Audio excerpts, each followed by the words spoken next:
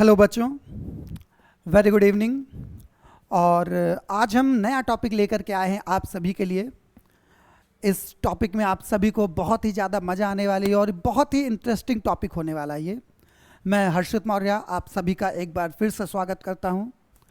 आज की अपनी इस क्लास में हम जिस टॉपिक को देखने जा रहे हैं वो टॉपिक फ्रिक्शन। वो टॉपिक क्या है? फ्रिक्शन। हम लोग आज क्या देखने जा रहे हैं? फ्रिक्शन टॉपिक को देखने जा रहे हैं। और इस टॉपिक में आपको इसलिए भी ज़्यादा मज़ा आने वाली है क्योंकि ये हमारी रियल लाइफ से रिलेटेड है। हमारी रियल लाइफ से रिलेटेड है। हम डेली इस फ्रिक्शन का यूज़ करते हैं। हो सकता है कभी कभार हम ध्यान नहीं देते हैं, पर हम इसका डेली यूज़ करते हैं, अपनी डेली लाइफ में फ्रिक्शन का यूज़ करते हैं। ये इसकी वजह से हम अपने डेली लाइफ के बहुत सारे कामों को अंजाम दे पाते हैं। हम लोग बहुत सारे वर्क अपने डन कर पाते हैं। ठीक है, चलिए बिना किसी देरी के हम लोग अपनी क्लास को आगे करते हैं और सबसे पहले हम लोग पहुंचते हैं अपने टॉपिक फ्रिक्शन पर। किस पर पहुंचते हैं? अपने टॉपिक फ्रिक्शन पर। ठीक है, तो आज का हमारा सबसे पहला टॉपिक जो रहने वाला है वो क्या रहने वाला है? फ्रिक्शन। फ्रिक्शन क्या है? फ्रिक्शन क्या है? इस चीज़ को अब थोड़ा सा समझ लेते हैं। क्या कर लेते हैं? थोड़ा सा समझ लेते हैं। समझने के लिए हम सबसे पहले दो ऑब्जेक्ट कंसीडर कर रहे हैं। आपके लिए सबसे पहले मैं एक नॉर्मली सी चीज़ बता रहा हूँ। इसके बाद फिर मैं आपको विद डेफिनेशन इसे क्या करूँगा? एलाबरेट करूँगा। और हमारे आज के क्लास में पूरा जो हम देखेंगे फ्रिक्शन के बारे में, फिर उससे रियल लाइफ रिलेटेड एग्जांपल्स जो हैं, फ्रिक्शंस के टाइप को हम देखने वाले हैं। फिर इससे कुछ हम फ्रिक्शन के जो टाइप है उनसे रिलेटेड कुछ कोफिशिएंट्स देखेंगे। फिर उसके कुछ ऑब्जेक्टिव क्वेश्चंस करेंगे और फिर एक आधा बढ़िया सा न्यूमेरिकल दमदार एकदम इंटरेस्टेड जो कि नीट में पूछा गया प्रीवियस ईयर क्वेश्चंस, नीट में प्रीवियस ईयर्स में पूछे गए क्वेश्चंस हैं, उन्हें हम करेंगे। ठीक है, तो सबसे पहले हम लोग आज क्या देखने जा रहे हैं? फ्रिक्शन। इसके बारे में समझ लेते हैं फ्रिक्शन है क्या। ठीक है, चलिए देखो, मैं पहले तो आपके लिए दो ऑब्जेक्ट लेकर के आया हूँ। एक फ़ोन ले लेते हैं, सभी के पास फ़ोन रहते ही हैं। ये पहला ऑब्जेक्ट है और ये क्या है? दूसरा ऑब्जेक्ट। ये दोनों ऑब्जेक्ट को अगर हम कांटेक्ट पर लेके आते, देखिए इन दोनों ऑब्जेक्ट को हम कहाँ लेके आ रहे हैं? कांटेक्ट पे। इस कांटेक्ट में लेने के बाद अगर हम ध्यान से देखें, हम ऊपर वाले पे फोर्स लगाएं, इसे मूव कराएं, तो बहुत इजीली वे में ये मूव नहीं कर पा रहा। बहुत इजी वे में ये मूव नहीं कर पा रहा है। इसी की जगह अगर यहाँ पर हल्का फुल्का ऑयल होगा तो ये आसानी से क्या कर जाता है? फ्लो कर जाता है। एक दूसरे के ऊपर आसानी से इसको हम क्या कर सकते हैं? खिसका सकते हैं। पर यहाँ पर हम इसको जब फोर्स लगाएंगे तो बहुत फोर्स लगाने के बाद ये क्या होता है? आगे बढ़ता है। यानी कुछ तो ऐसी चीज़ है जो इसका अपोज कर रही है, जो रेजिस्ट कर रही है, जो इसका क्या कर रही है? इसके मोशन का अपोज कर रही है। ये जो अपोजिशन है, ये जो अपोजिट फोर्स है, हम जिस डायरेक्शन में फोर्स लगा रहे हैं उसका जो अपोज कर रहा है, यही अपोज क्या है? फ्रिक्शन है। यही अपोज क्या है? फ्रिक्शन। ठीक है, चलिए हम इसे रखते हैं ऑब्जेक्ट को साइड में और देखते हैं कि फ्रिक्शन है क्या। फ्रिक्शन है क्या? फ्रिक्शन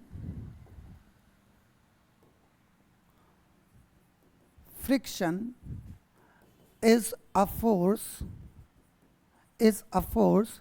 which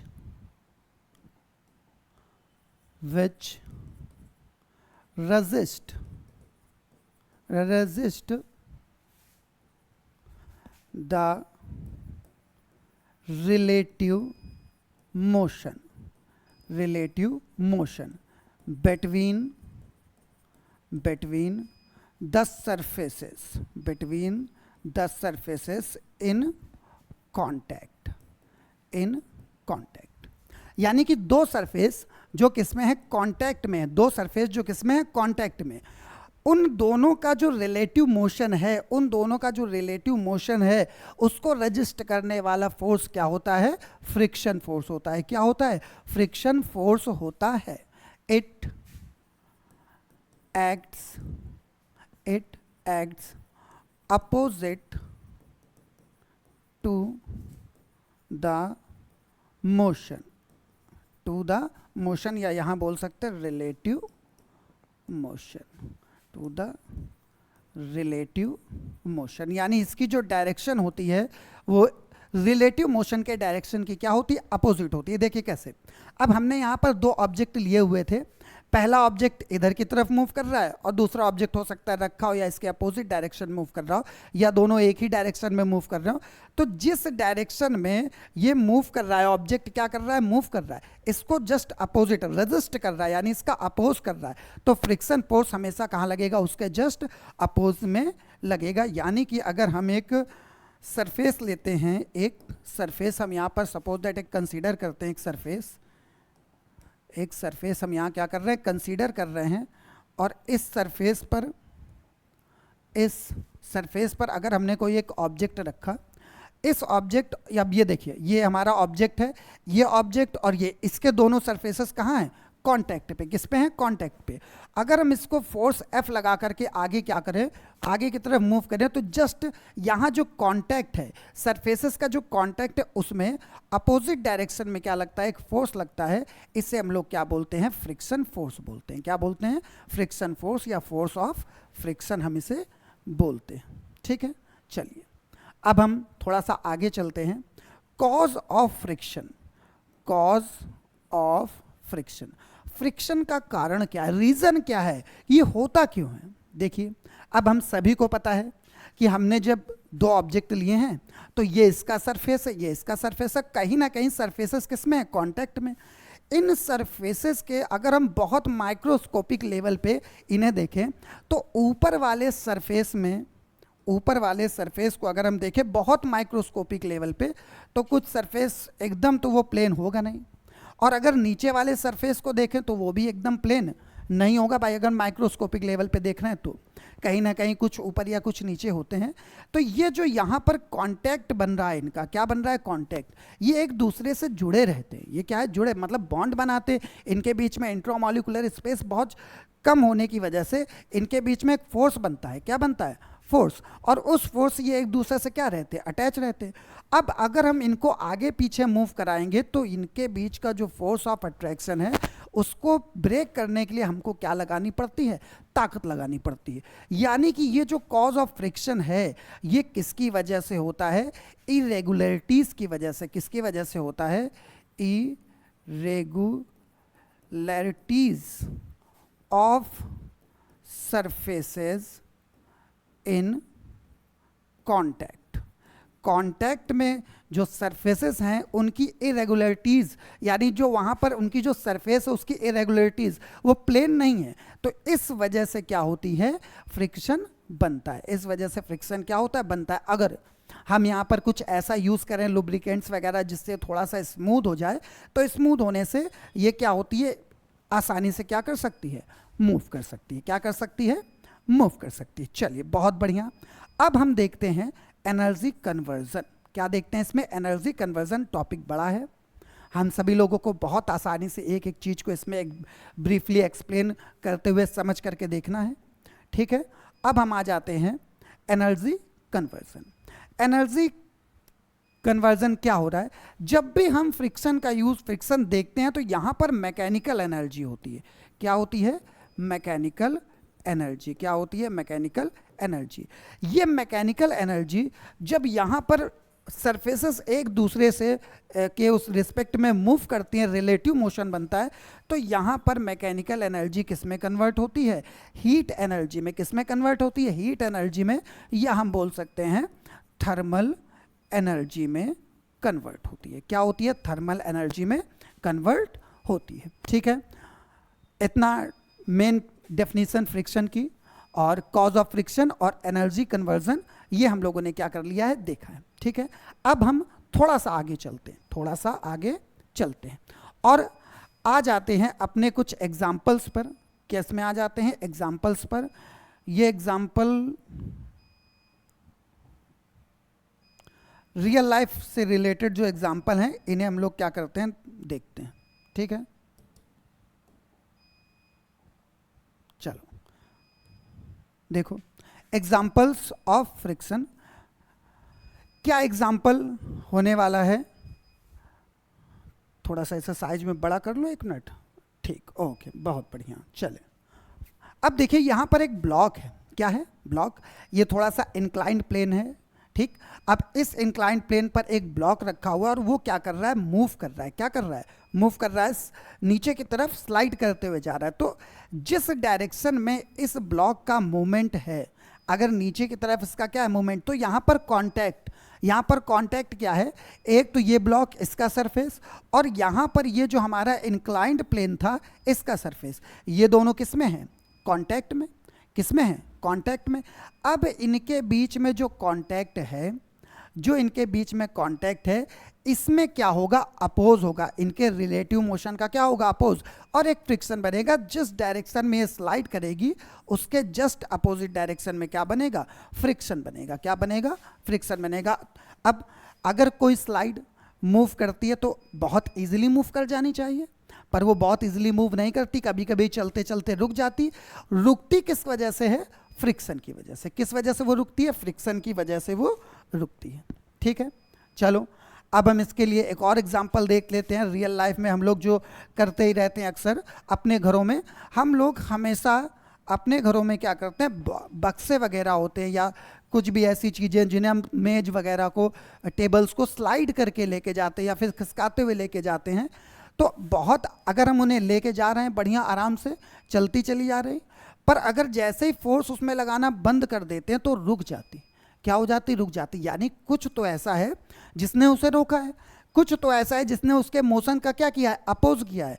अगर हम टेबल को आगे की तरफ मूव कर रहे हैं तो उसका अपोज कहाँ हुआ, पीछे की तरफ, यानी कि उस पर एक फ्रिक्शन फोर्स ने वर्क किया है जो उस रिलेटिव मोशन का क्या कर रहा है, अपोज कर रहा है।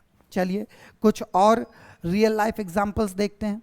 जैसे कि आप सभी लोग देख रहे होंगे, यहाँ पर एक कार बनी हुई है और कार का टायर है,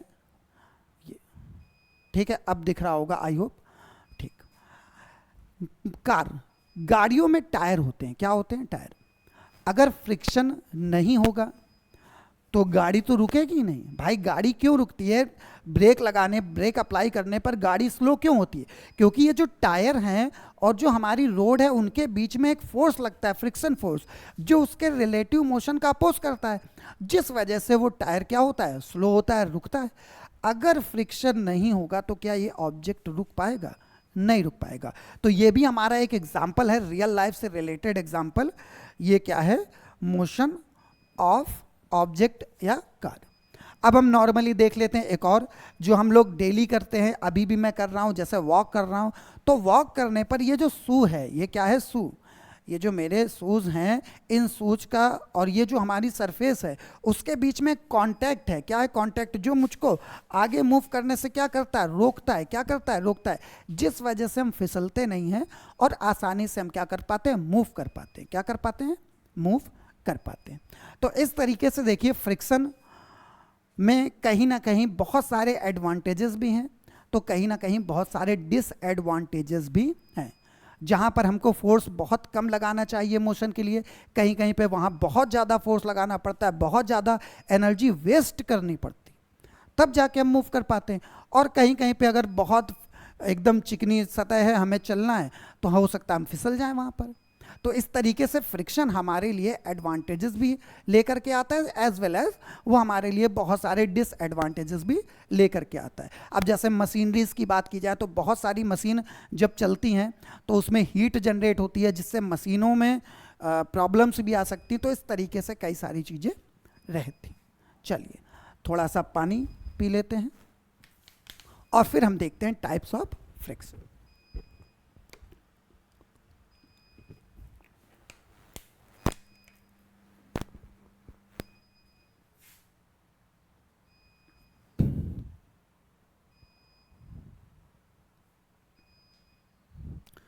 टाइप्स ऑफ फ्रिक्शन, चलिए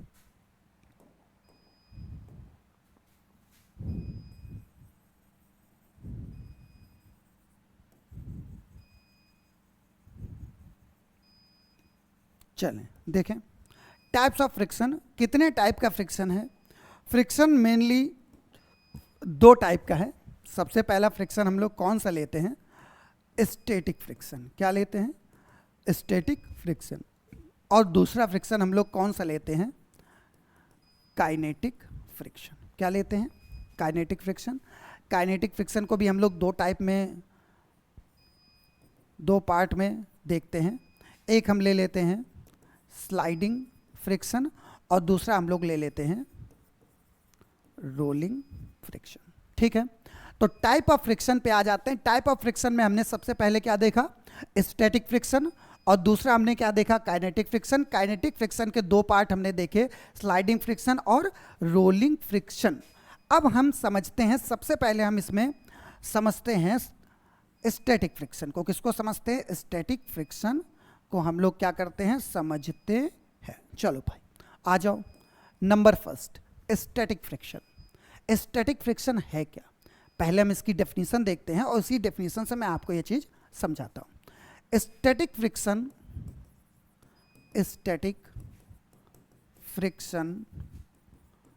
comes to play when object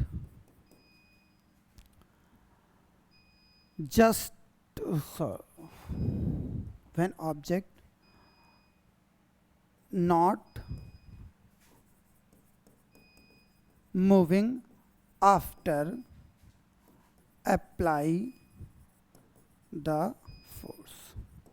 देखो स्टैटिक फ्रिक्शन है क्या, वो फ्रिक्शन जिसने ऑब्जेक्ट को मूव करने अभी नहीं दिया, अभी वो मोशन में नहीं है, वो किस में, रेस्ट में है। हम क्या बोल सकते हैं, रेस्ट में।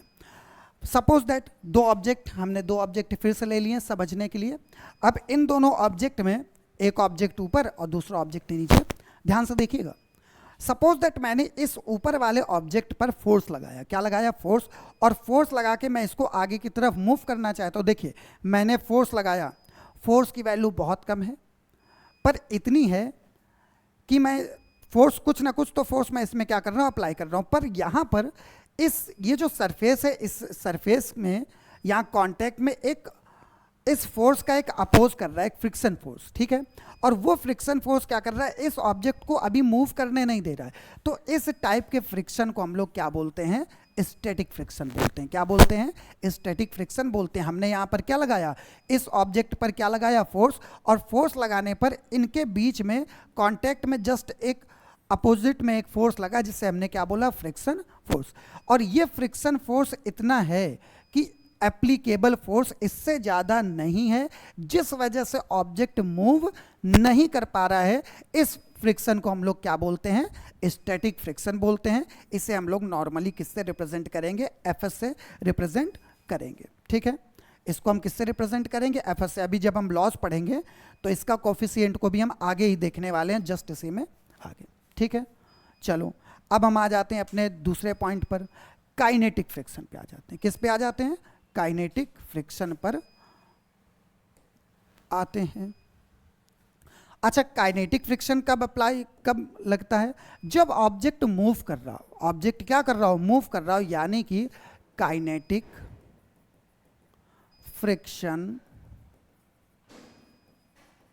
Comes to play between two surfaces in contact when relative motion start। when relative motion start या फिर मोशन हो रहा हो। अब जैसे यहाँ पर एग्जाम्पल में देखो, एक इंक्लाइंड प्लेन पर हमने एक ऑब्जेक्ट रखा हुआ, ये स्लाइड कर रहा है। क्या कर रहा है, स्लाइड, यानी यहाँ पर मोशन हो रहा है। यहाँ पर मोशन क्या है, हो रहा है, पर उस मोशन का जो अपोज कर रहा है वो कौन सा फ्रिक्शन है, स्लाइडिंग फ्रिक्शन। कौन सा फ्रिक्शन है, स्लाइडिंग फ्रिक्शन। इसे हम किससे रिप्रेजेंट कर देते हैं, एफ के से। किससे रिप्रेजेंट कर रहे हैं, एफ के से। और काइनेटिक फ्रिक्शन में एक और फ्रिक्शन देख लेते हैं, रोलिंग फ्रिक्शन। अगर हमारे पास कोई इंक्लाइंड प्लेन या कुछ भी ऐसा है जहां पर रोल करते हुए जा रहा है, क्या करते हुए जा रहा है, ऑब्जेक्ट कैसा करते हुए जा रहा है, रोल करते हुए, मोशन इधर की तरफ, आगे की तरफ। सपोज दैट ये क्या कर रहा है, आगे क्या कर रहा है, मूव कर रहा है। तो इसका जहां पर कांटेक्ट है वहां पर एक फ्रिक्शन जस्ट कहां लग रहा है, इसके अपोजिट डायरेक्शन में लग रहा है। तो इसे हम क्या बोलेंगे, रोलिंग फ्रिक्शन, क्योंकि ये ऑब्जेक्ट कैसे होकर के जा रहा है, रोल होकर के जा रहा है। तो यहां पर इसे हम किससे रिप्रेजेंट कर देते हैं, एफ आर से रिप्रेजेंट कर देते हैं। ठीक है, इतनी बात अगर आप सभी को समझ में आ गई है तो हम इससे आगे चलेंगे। फिर इसी में आगे जैसे ही बढ़ते हैं हम कोफिशिएंट ऑफ फ्रिक्शंस भी देखते हैं। ठीक है, हो गया, चलें।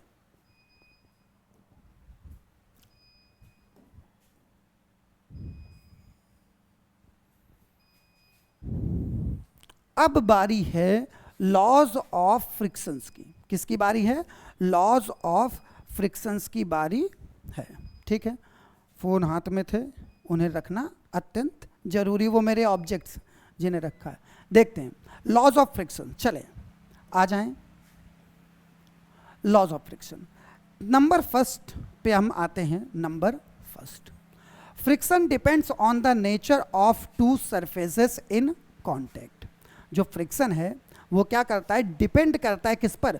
Nature of the two surfaces in contact, यानी कि ये जो हमारे सरफेस हैं, ऑब्जेक्ट ऊपर वाला, इसका नीचे का जो सरफेस है, और ऑब्जेक्ट नीचे वाला, इसका जो ऊपर का सरफेस है, जो एक दूसरे के किस में है?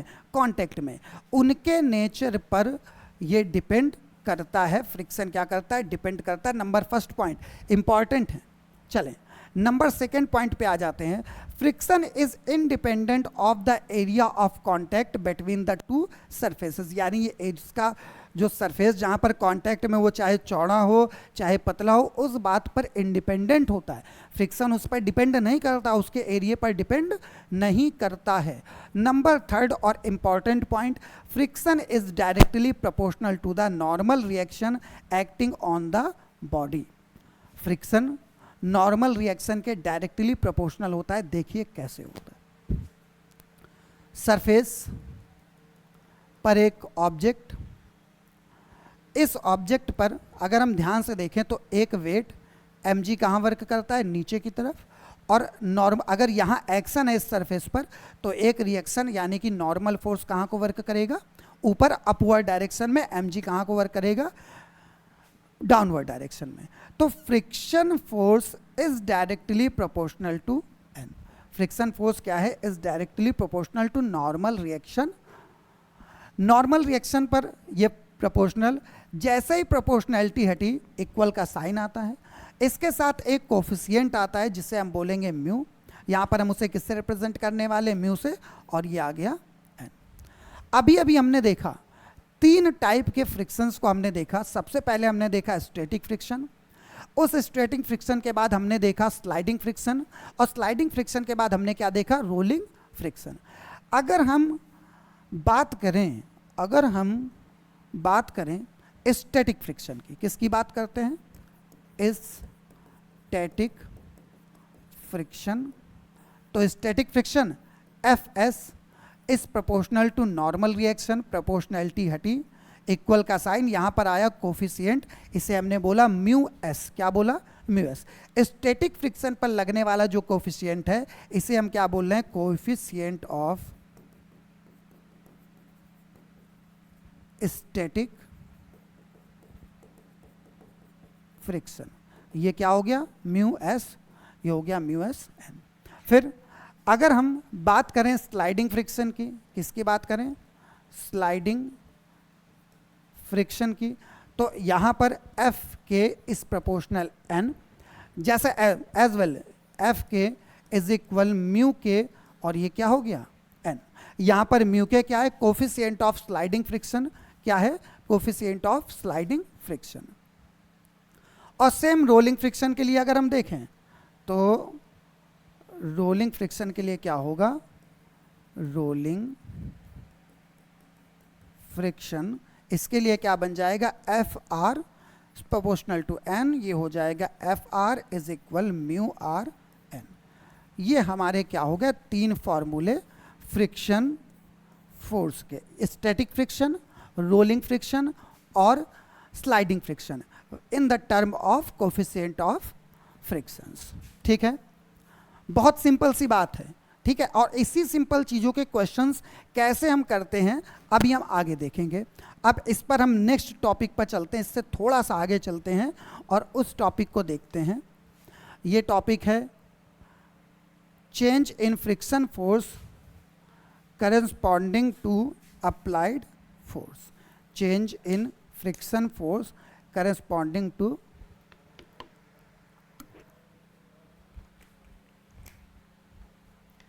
Applied force. चले देखो भाई, change in friction force corresponding to applied force, इसमें हमें समझना क्या है, बहुत ध्यान से देखते हैं।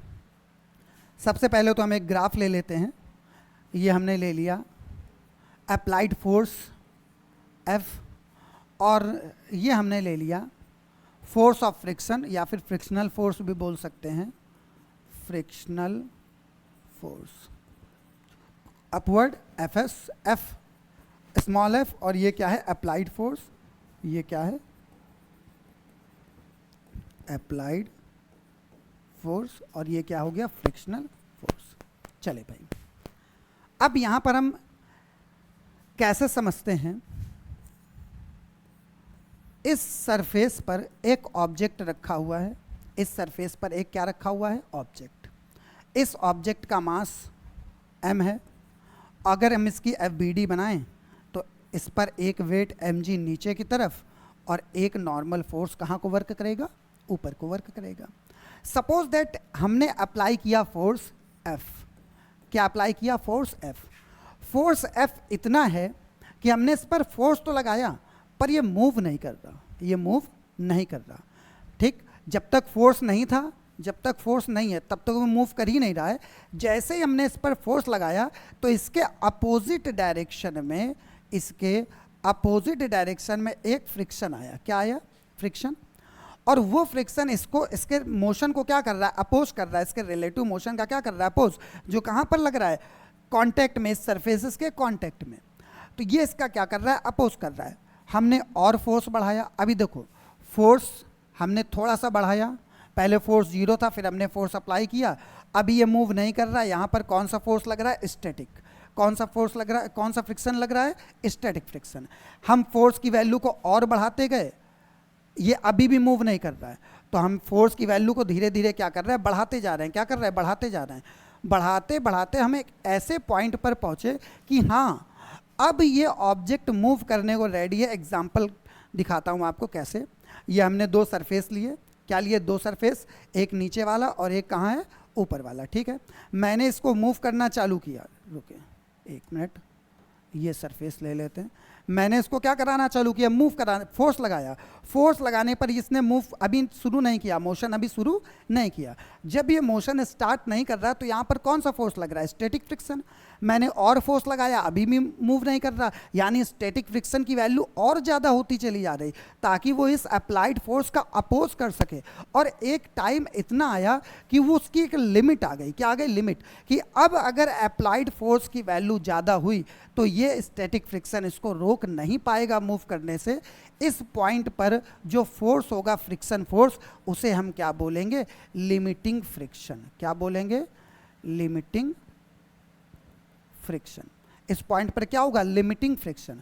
और जैसे ये इस लिमिटिंग फ्रिक्शन को फोर्स पार करेगा, इस अप्लाइड फोर्स इससे ज़्यादा होगा लिमिटिंग फ्रिक्शन से, फिर ये आराम से क्या कर जाएगी, मूव कर जाएगी। क्या कर जाएगी, मूव कर जाएगी। यानी कि लिमिटिंग फ्रिक्शन की वैल्यू थोड़ी सी ज़्यादा है। जैसे ही हमने फोर्स और बढ़ाया, फोर्स हमने क्या किया, और बढ़ाया, तो अब ये मोशन में आ गई। किस में आ गई, मोशन में। और जैसे ही मोशन में आ गई, इसके फ्रिक्शन की वैल्यू थोड़ी सी क्या हो गई, कम हो गई। लिमिटिंग फ्रिक्शन से थोड़ी सी क्या हुई, कम। और ये जो हमारा फ्रिक्शन है, यहाँ पर जो फ्रिक्शन लगेगा उसे हम क्या बोलेंगे, kinetic friction.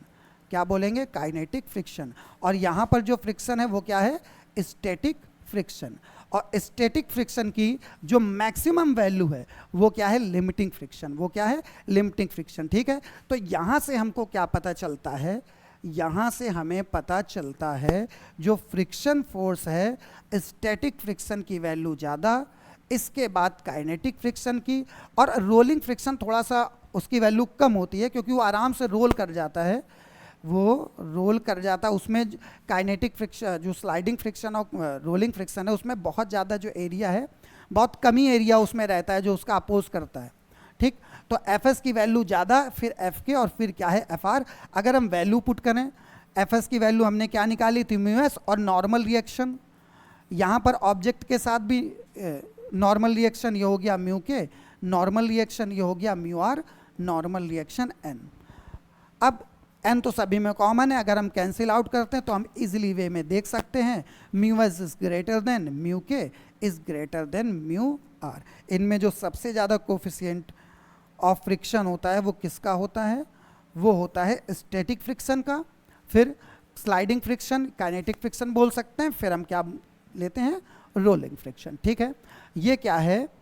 Change in friction force corresponding to applied force. Okay, बताएं जी, समझ में आ रहा होगा आप सभी लोगों को। बहुत इजी वे में समझाने की कोशिश की जा रही है यहाँ पर। टफ से टफ चीज़ को भी हम इजी वे में ही लाने की कोशिश कर रहे हैं ताकि आप बहुत आसानी से इसको क्या करें? समझ सकें।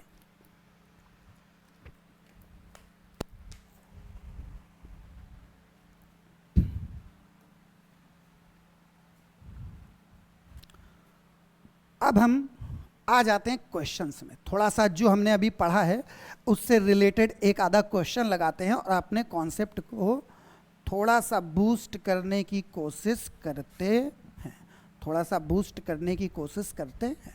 चलें, क्वेश्चन नंबर 1 देखते हैं।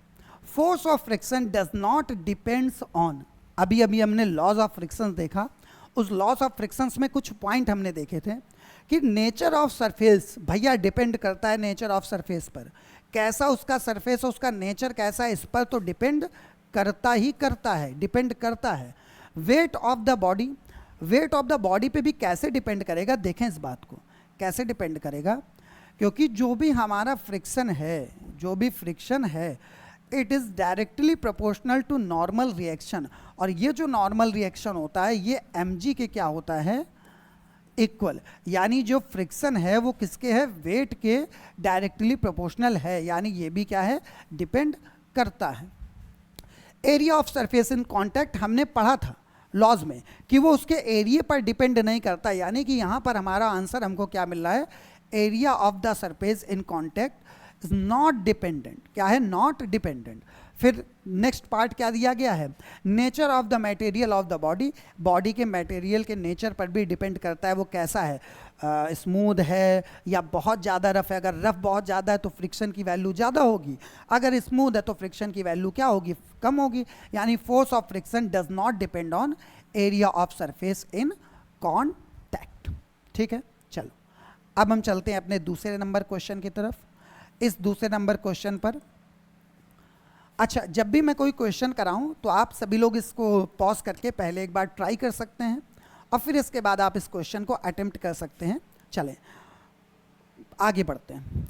Which of the following as the least value force, अभी अभी हमने देखा सबसे ज़्यादा वैल्यू फोर्स किसका होता है? लिमिटिंग फ्रिक्शन का, वो एक लिमिट मैक्सिमम वैल्यू होती है। फिर स्टैटिक फ्रिक्शन फोर्स, इसके बाद क्या होता है? स्लाइडिंग फ्रिक्शन, और सबसे कम वैल्यू किसकी होती है?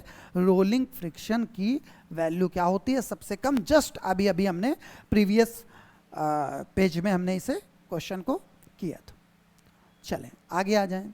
नंबर 3 क्वेश्चन देखिए, क्वेश्चन की नंबर 3 में आ जाते हैं।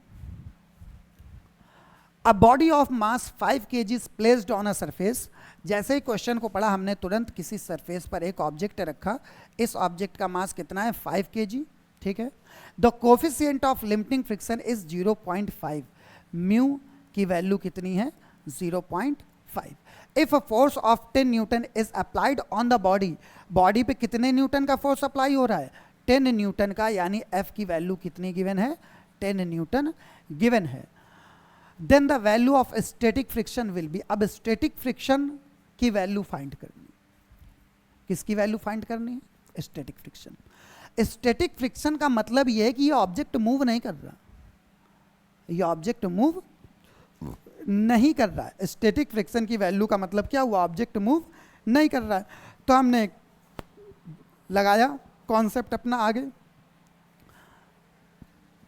F फोर्स इधर, तो इसका अपोजिट ये जो हमारा फ्रिक्शन फोर्स होगा ये जस्ट इसके कहाँ होगा?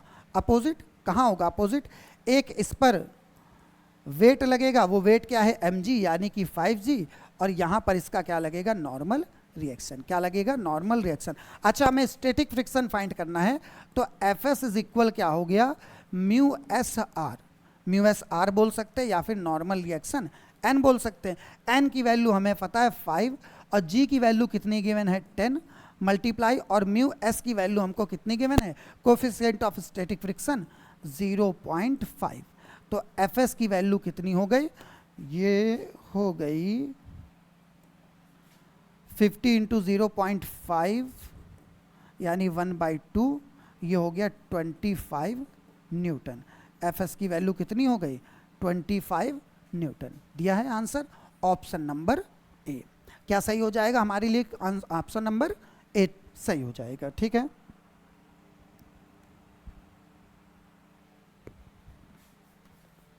ओके, यहाँ तक हमारे कॉन्सेप्ट क्लियर हैं। जो भी हमने अभी तक पढ़ा उससे रिलेटेड क्वेश्चंस यहाँ पर हम लोगों ने किए, छोटे से छोटे।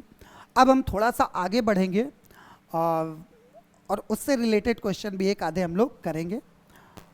ठीक है, चलिए अब हम आगे बढ़ते हैं, थोड़ा अपने टॉपिक में आगे चलते हैं। Angle of friction and angle of repose, angle of friction and angle of repose. सबसे पहले तो हम इस चीज को समझते हैं कि एंगल ऑफ फ्रिक्शन है क्या और एंगल ऑफ रिपोज क्या है।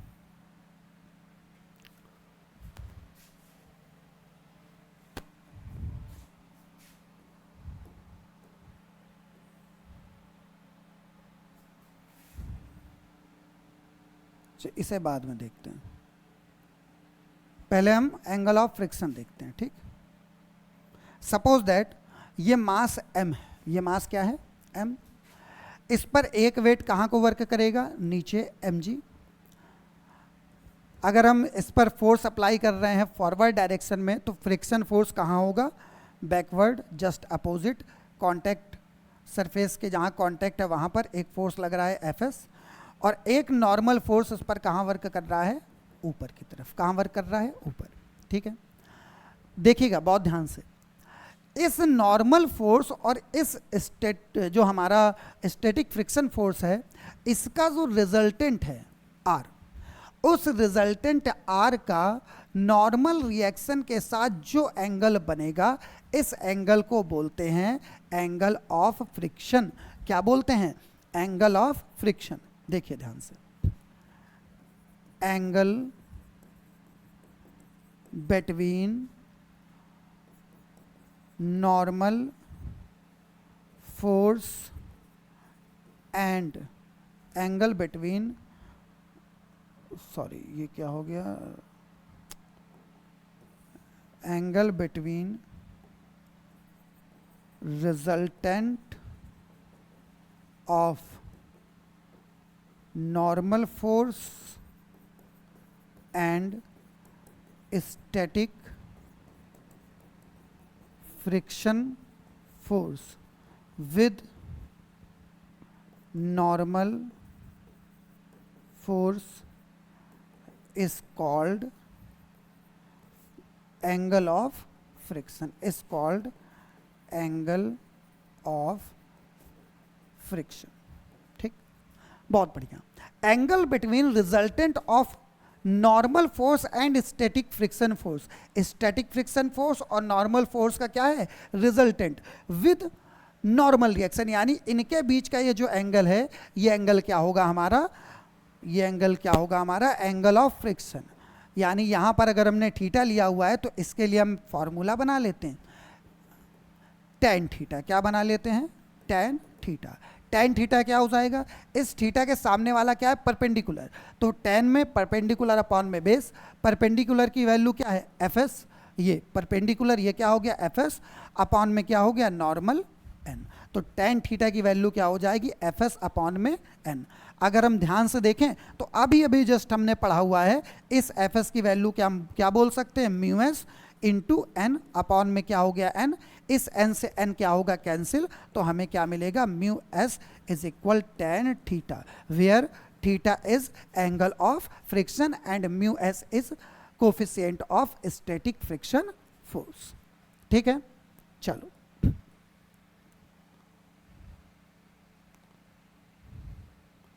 अब आ जाते हैं एंगल ऑफ रिपोज पर। किस पर आ जाते हैं? Angle of repose. Suppose that हम एक इंक्लाइंड प्लेन ले रहे हैं। क्या लेते हैं? एक इंक्लाइंड प्लेन ले लेते हैं। हाँ। इस पर हमने एक ऑब्जेक्ट रख लिया जिसका मास कितना है? m, इसका वेट कितना हो जाएगा? mg। ध्यान से देखें, जब पहले ये यहाँ रखा हुआ था, यानी कि एकदम हमने इसको धीरे धीरे धीरे धीरे क्या करना शुरू किया? ऊपर उठाना शुरू किया। यहाँ से एंगल बनाया इसने फाई, या यहाँ पर भी हम थीटा एंगल ले सकते हैं, पर थीटा हम एंगल ऑफ फ्रिक्शन के लिए ले चुके हैं, इसलिए यहाँ पर हम कितना कंसीडर कर रहे हैं? फाई कंसीडर कर रहे हैं।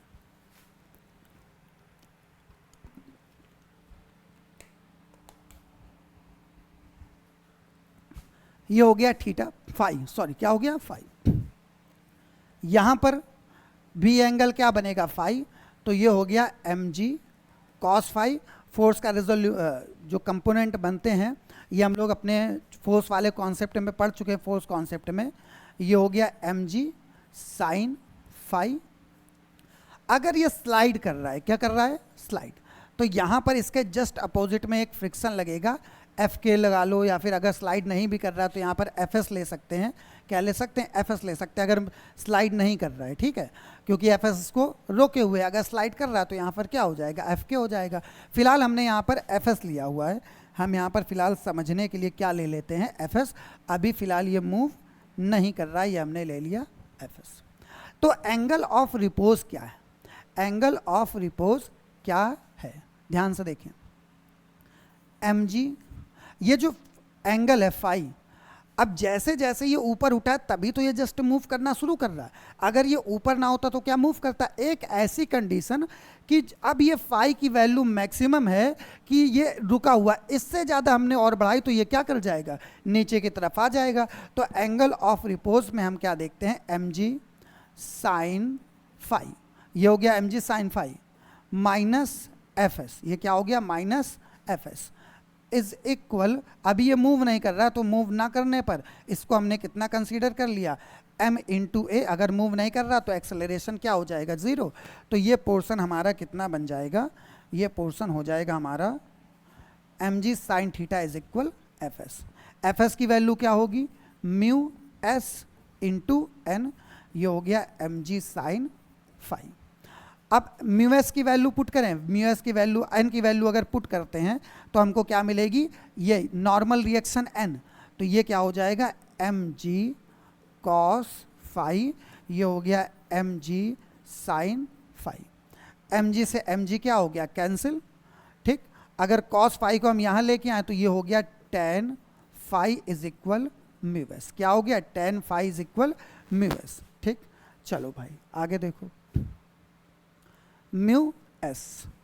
अभी हमें पता है कि म्यू एस की वैल्यू कितनी है? Tan theta. ध्यान से देखें, अभी हम लोगों ने म्यू एस की वैल्यू कितनी ली थी?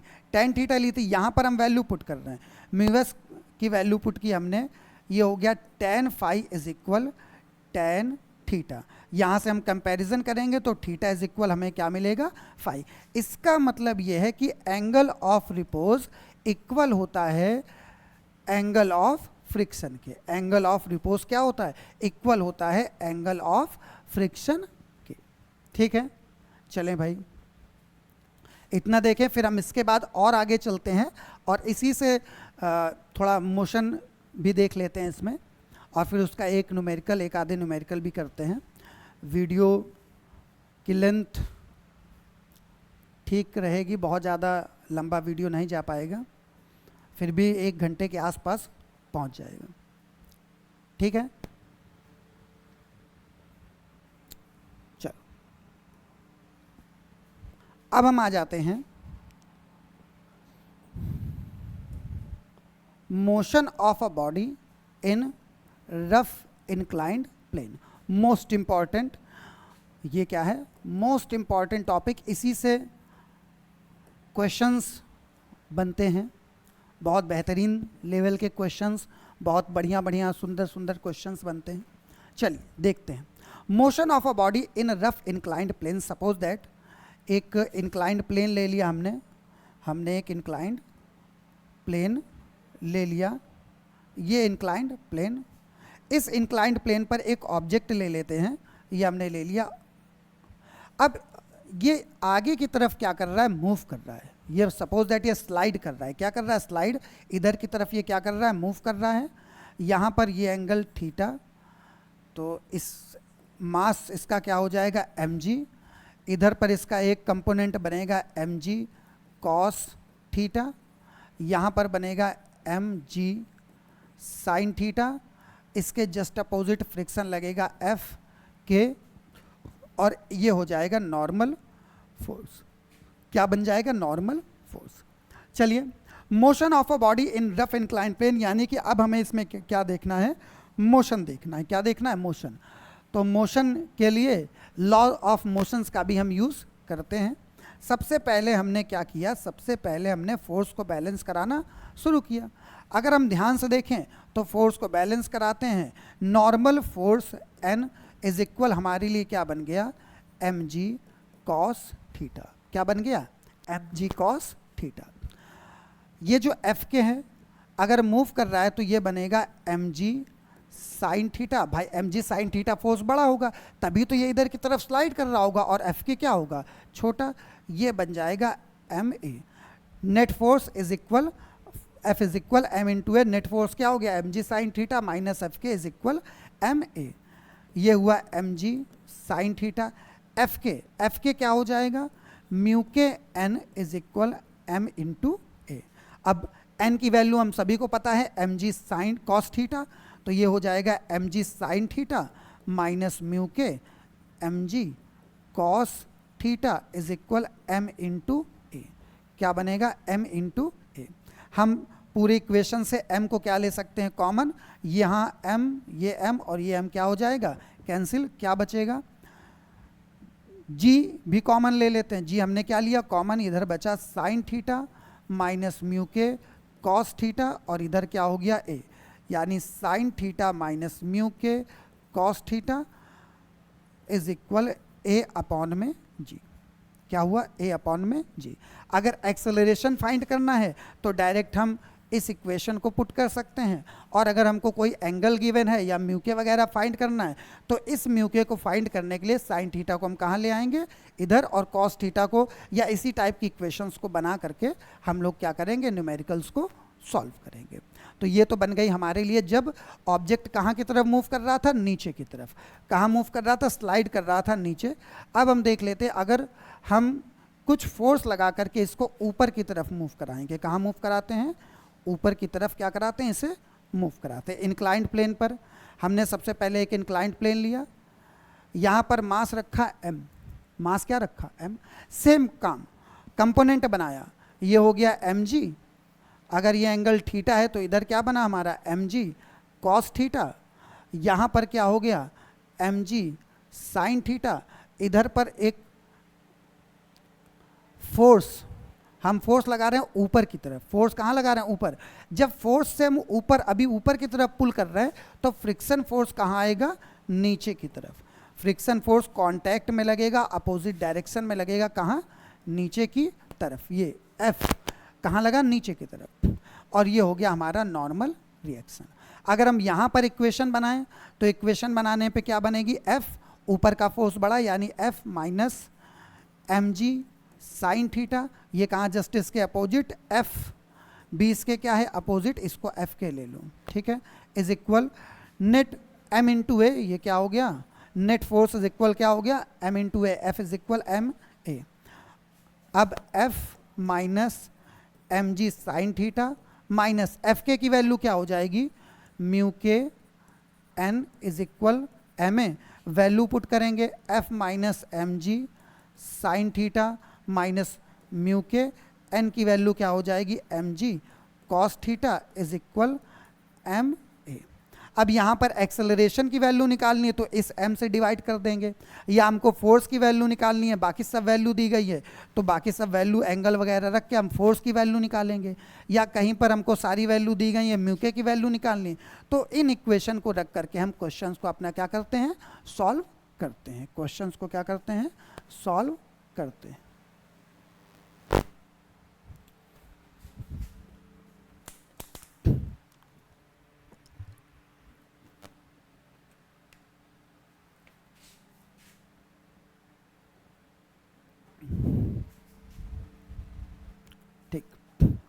ओके, चलिए अब नेक्स्ट पर चलते हैं। Question NEET. अब जो भी क्लास हम लोग करते हैं, हम सभी लोग उसमें एक क्वेश्चन जो प्रीवियस ईयर का कॉन्सेप्चुअल नीट या जेईई मेंस में पूछा गया हो, उस क्वेश्चन को हम लोग करते ही करते हैं। चलिए, क्वेश्चन का लेवल बहुत बढ़िया है, और अगर बच्चे आप सभी लोग क्लास को देख रहे हो तो एक बार मेरे करने के पहले वीडियो को पॉज करके खुद भी ट्राई कर सकते हो, और अगर जिनको देखना है तो आप क्वेश्चन देख भी सकते हैं। चलें देखें भाई, ये क्वेश्चन क्या है। अ box on it and one end is gradually raised about the other and. सबसे पहले तो हम देखते हैं कोई एक सरफेस, सपोज दैट यहाँ पर एक सरफेस है, और उस सरफेस पर एक क्या रखा हुआ है, बॉक्स रखा है। इस सरफेस को हमने एक एंड पर बंद करने के बाद दूसरे एंड से क्या किया है, थोड़ा सा उठा दिया। क्या किया है, उठा दिया है। और कितना उठाया है, हॉरिजॉन्टल से 30 डिग्री के एंगल तक। कितना किया है, 30 डिग्री के एंगल तक, ठीक है। A plank with the box on it and one end is gradually raised about the other end as the angle of inclination with the horizontal reaches 30 degree. कितना एंगल उठ गया, 30 डिग्री एंगल उठ गया। The box started to slip and slides.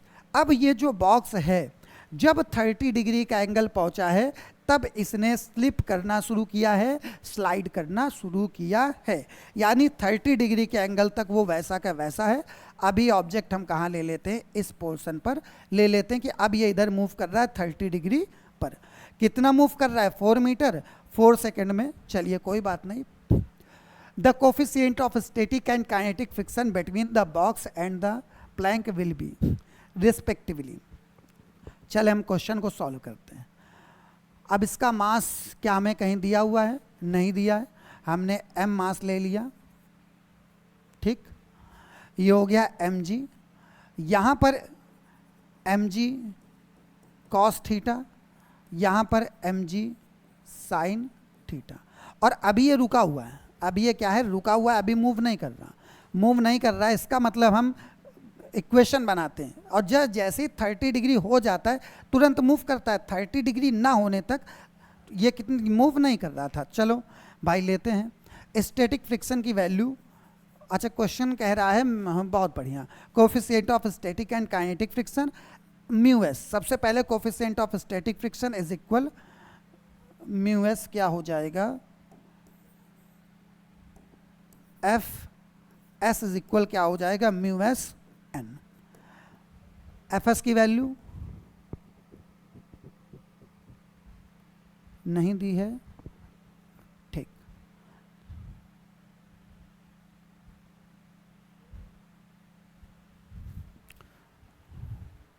कोई बात नहीं, हम लोगों को एक फॉर्मूला पता है। हम सभी लोगों ने अपनी जो क्लास अभी देखी उसमें हम लोगों ने एक फॉर्मूला देखा, tan थीटा का फॉर्मूला। किसका फॉर्मूला देखा, tan थीटा का। अब देखो यहाँ पर हमको कोफिशिएंट ऑफ स्टैटिक फ्रिक्शन बताना है, तो इससे रिलेटेड जितने फॉर्मूले हैं वो सारे हमारे माइंड में होने चाहिए।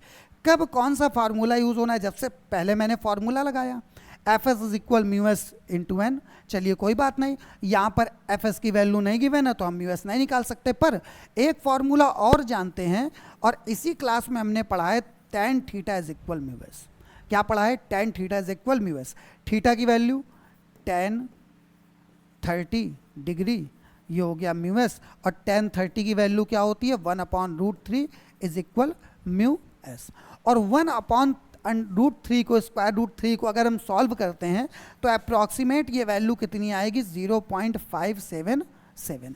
कितनी वैल्यू आएगी, 0.577। और अगर हम ध्यान से देखें तो इसे हम, वे 1 डिजिट में दिया गया है, तो इससे हम क्या करते हैं, आगे फर्दर सॉल्व करते हैं। अप्रॉक्सीमेट 0.6, अप्रॉक्सीमेट 0.6, ये क्या आ गई, कोफिशिएंट ऑफ स्टैटिक फ्रिक्शन। और ये क्या होता है, यूनिटलेस। भाई कोफिशिएंट है तो इसकी कोई यूनिट होती नहीं है, तो ये हो गया म्यू एस 0.6। इतना तो हमें पता चल गया कि यहाँ पर आंसर जो स्टैटिक फ्रिक्शन का आने वाला है वो कितना आने वाला है, 0.6। यानी पहला और चौथा ऑप्शन तो हमारे लिए क्या हो गया, टर्मिनेट हो गया, ठीक। स्टैटिक पहले दिया है तो स्टैटिक की वैल्यू हम कैलकुलेट कर सकते हैं। अब हमें बताना है काइनेटिक फ्रिक्शन। क्या बताना है? Kinetic friction. इसके लिए भी करते हैं, चलें कैसे करते हैं, क्वेश्चन को सॉल्व करते हैं। कह रहा है 4 मीटर मूव करता है कितने सेकंड में? 4 सेकंड में। कितने सेकंड में मूव कर रहा है? 4 सेकंड में मूव कर रहा है। यानी S is equal ut plus half AT²। ये फॉर्मूला लगाया। पहले जब 30 डिग्री एंगल नहीं छुआ था, ये मूव नहीं कर रहा था, यानी कि इसकी initial velocity u is equal कितनी रही होगी? 0। 0 होने का मतलब ये टर्मिनेट हो गया ये टर्म हमारे लिए। S कितना मूव किया है? 4 मीटर। कितना मूव किया है? 4 metre is equal half acceleration a, और t की वैल्यू कितनी है? 4 सेकेंड, यानी ये हो गया 16। 2 से इसको कैंसिल किया 8, 4 से इसको कैंसिल किया 2, यानी a इज इक्वल कितना हो गया? 1/2, यानी 0.5 मीटर पर सेकेंड स्क्वायर। a की वैल्यू कितनी आ गई? 0.5 मीटर पर सेकेंड स्क्वायर। अब हमें बताना है काइनेटिक फ्रिक्शन। क्या बताना है? Kinetic friction. चलो काइनेटिक फ्रिक्शन को भी हम क्या करते हैं? सॉल्व करते हैं।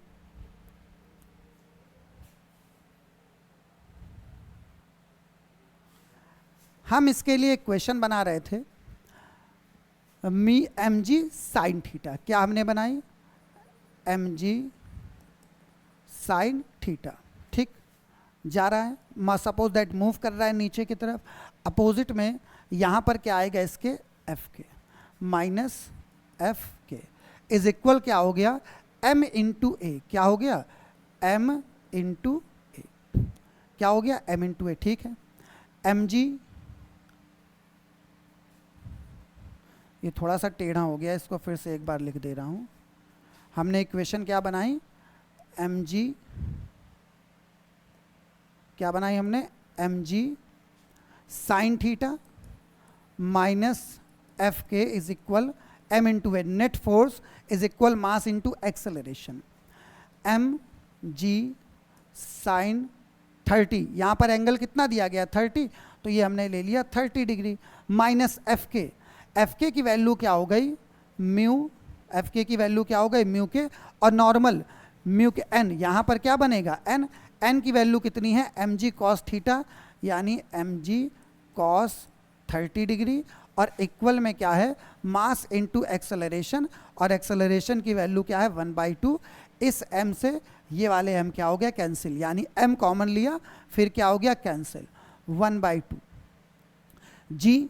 g की वैल्यू अगर हम 10 ले लेते हैं तो यहाँ पर बचा साइन 30। साइन 30 की वैल्यू 1/2 माइनस ये हो गया म्यू के, और कॉस 30 की वैल्यू हो गई √3/2। अगर हम इसे सॉल्व करें तो ये हो गया 1/20। 10 कहाँ आया? इधर। 1/2 कॉमन, यहाँ कितना बचा? 1 माइनस म्यू के √3। इस 2 से इसको कैंसिल किया, ये कितने टाइम हो गया? 10 टाइम्स कैंसिल। ठीक है, 1/10, यहाँ कितना बचा? 1 माइनस म्यू के √30। 1 माइनस म्यू के √30। इस म्यू के √3 को कहाँ, सॉरी 30 बोल दिया मैंने, म्यू के √3। या इससे कोई और इजी वे अगर हम ढूंढ सकें सॉल्व करने का, इतनी कैलकुलेशन पहले से कर लेते हैं। ठीक है, फिर इसके बाद थोड़ा और कैलकुलेशन को इजी बनाने की कोशिश करते हैं।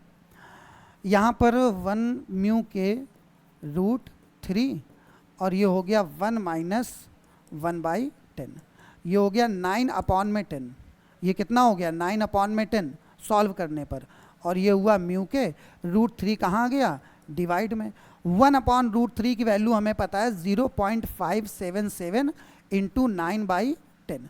हम जब इसे मल्टीप्लाई कराएंगे और सॉल्व कराएंगे तो ये वैल्यू थोड़ी सी कम आएगी भाई, 9/10 थोड़ी सी कम है, और इसका मल्टीप्लाई हम करेंगे 5.77 पर, तो नॉर्मली कैलकुलेट कर लेते हैं।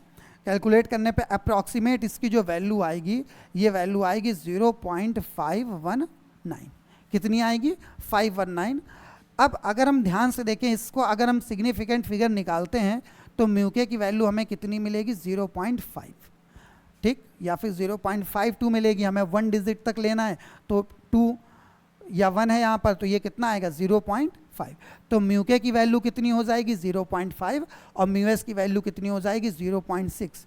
यानी आंसर हमारे लिए इसका क्या हो जाएगा, 0.6 हो गए म्यू एस की वैल्यू और म्यू के की वैल्यू हो गए 0.5। आंसर हमारे लिए क्या हो जाएगा, थर्ड ऑप्शन ट्रू हो जाएगा। क्या हो जाएगा, सही। बहुत बेहतरीन क्वेश्चन। इस क्वेश्चन में हमने जितना कुछ पढ़ा है सारा का सारा कॉन्सेप्ट हमारा इसी क्वेश्चन में कंप्लीट हो रहा है, जितना। इसीलिए आपके लिए मैं एक ऐसा क्वेश्चन लेके आया था जिसमें सारे कॉन्सेप्ट लगे, म्यू एस भी लगे, म्यू के भी लगे, एंगल भी लगे, और सारी चीज़ें इसी एक क्वेश्चन में हमने करी। नीट 2015 में ये क्वेश्चन पूछा गया। ठीक है, बहुत बेहतरीन लेवल का क्वेश्चन था।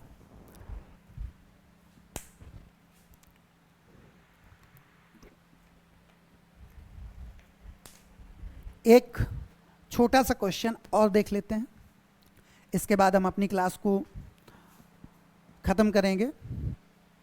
क्वेश्चन है, a block of mass m is pressed against wall without falling edge shown in figure. Figure आपके सामने बना देता हूं ताकि आपको फिगर भी दिखने लगे। ये फिगर, यहां पर एक object,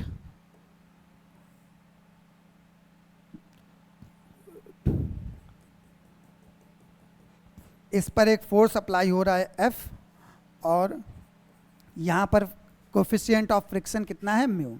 find the minimum horizontal force F in the term of, जो भी हमें गिवन रहे, इसका मास हमने क्या ले लिया, m। क्या ले लिया, m। हमने इसकी FBD बनाई।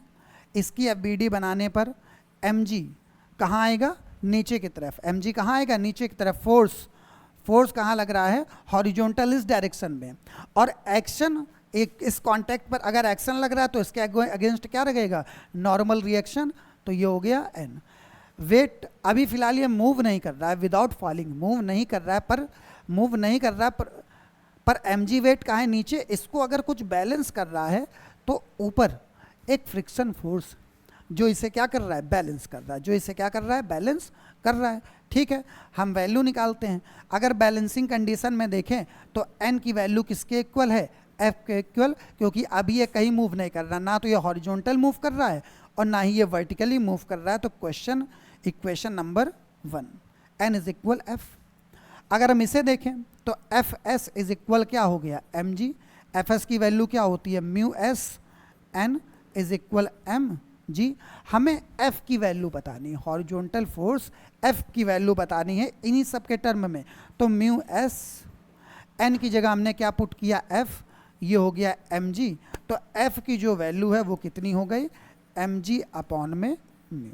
ये हमारे लिए क्या हो जाएगा, इस क्वेश्चन का आंसर। बहुत बेहतरीन क्वेश्चन है, बहुत बेहतरीन क्वेश्चन। अगर इस पे हमारे कुछ भी क्वेश्चन की वैल्यू दी जाएगी तो उन क्वेश्चंस की वैल्यू पुट करके हम इसका आंसर निकाल सकते हैं, इनका आंसर निकाल सकते हैं।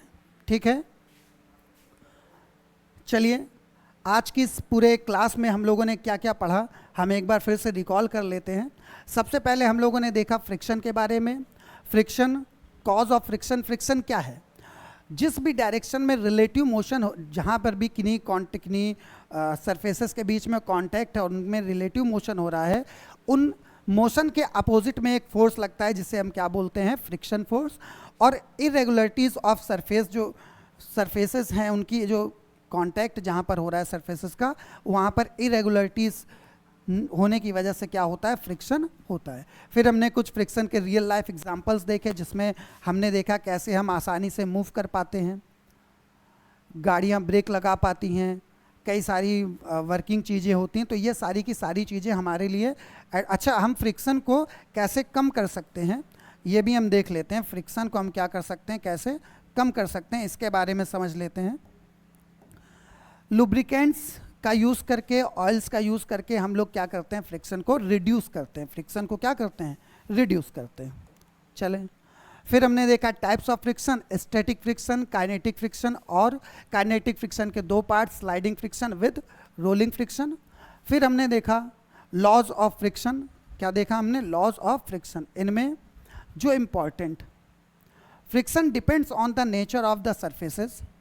Friction is independent of the area of contact between two surfaces, and friction is directly proportional to the normal reaction reaction acting on the body, F is proportional to N, proportionality हटने पर क्या आता है, mu, coefficient of friction. Static friction, kinetic friction, rolling friction के लिए अलग अलग coefficient का हम क्या करते हैं, यूज़ करते हैं। फिर हमने देखा friction force corresponding to applied force. Static friction तब तक नहीं था जब तक हम फोर्स अप्लाई नहीं करते हैं, जैसे ही फोर्स अप्लाई करना शुरू करते हैं ऑब्जेक्ट पर एक स्टैटिक फ्रिक्शन बनता है, और फोर्स की वैल्यू को बढ़ाते जाते हैं तो स्टैटिक फ्रिक्शन की वैल्यू भी क्या है, बढ़ती जाती है। और एक पॉइंट ऐसा आता है जिस पॉइंट पर स्टैटिक फ्रिक्शन मैक्सिमम होता है, जिसे हम बोलते हैं लिमिटिंग फ्रिक्शन। क्या बोलते हैं, लिमिटिंग। और इससे ज़्यादा फोर्स अप्लाई करने पर ऑब्जेक्ट मूविंग कंडीशन पे आ जाता है, जिससे काइनेटिक फ्रिक्शन क्या होने लगता है, स्टार्ट हो जाता है। फिर हमने इससे रिलेटेड कुछ क्वेश्चंस किए, और फिर angle of friction and angle of repose. Angle of friction क्या है, resultant of normal force and static friction force with normal force. ये हमारा क्या है, tan theta is equal Fs upon में n। ये हमारे लिए क्या है, एंगल ऑफ फ्रिक्शन। और एंगल ऑफ रिपोज क्या है, वो एंगल जिस एंगल पर हमारा मोशन क्या हो जाए, स्टार्ट होने लगे, उस एंगल को हम लोग क्या बोलते हैं, एंगल ऑफ रिपोज बोलते हैं। एंगल ऑफ रिपोज और angle of friction theta is equal क्या होता है, फाई। फिर हमने क्या पढ़ा, motion of a body in rough inclined plane, और इससे रिलेटेड हमने क्या देखा, एक क्वेश्चन बहुत ही बढ़िया लेवल का नीट 2015 का, और एक और क्वेश्चन हमने देखा कॉन्सेप्चुअल। तो आज के लिए हम अपनी क्लास को यहीं तक रखते हैं, फिर आगे की क्लास हम देखते हैं नए टॉपिक पर। आप सभी लोग हमसे जुड़े रहें, ठीक है। तो आज के लिए हमारी क्लास यहीं तक। बहुत बहुत धन्यवाद। मैं उम्मीद करता हूँ आपको पढ़ने में बहुत मज़ा आया होगा, क्योंकि हम इसी तरीके से बहुत छोटी छोटी रियल लाइफ के एग्जांपल्स लेकर के आते हैं और उनसे अपनी कॉन्सेप्ट को क्लियर करते हैं, बूस्ट भी करते हैं, ठीक है। वेरी वेरी गुड इवनिंग आप सभी लोगों को। Good bye.